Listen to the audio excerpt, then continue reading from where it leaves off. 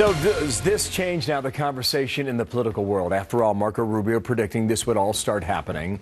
He did that in California at the last debate mid-September. Watch. I have an understanding of exactly what it is Russia and Putin are doing, and it's pretty straightforward. He wants to reposition Russia once again as a geopolitical force. Here's what you're going to see in the next few weeks. The Russians will begin to fly combat missions in that region, not just targeting ISIS, but in order to prop up Assad. Wow. Chris Steyerwaltz, our Fox News digital politics editor. He knew something everybody else did not. Chris, good morning. Rubio got it right, huh?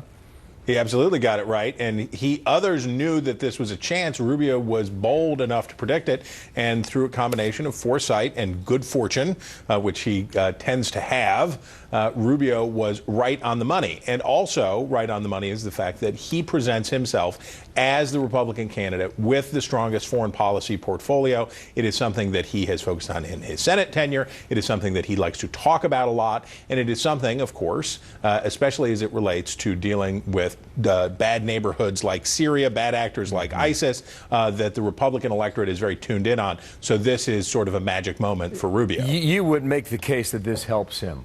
Who would you make the case for whom it hurts?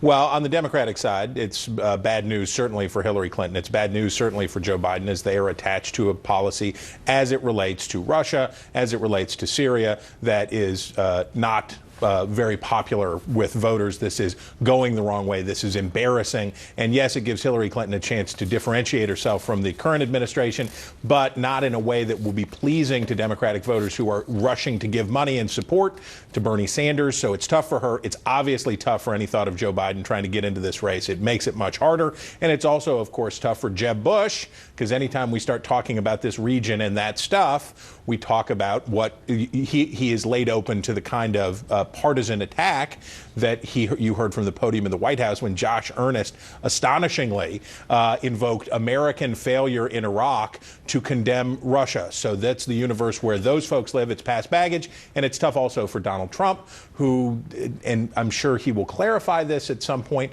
but seemed to be okay with what Putin was doing, seemed to back it. Wow.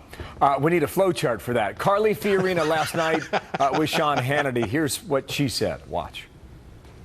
Syria and Russia, who have had a long-standing relationship. Iran and Iraq are forming an unholy alliance.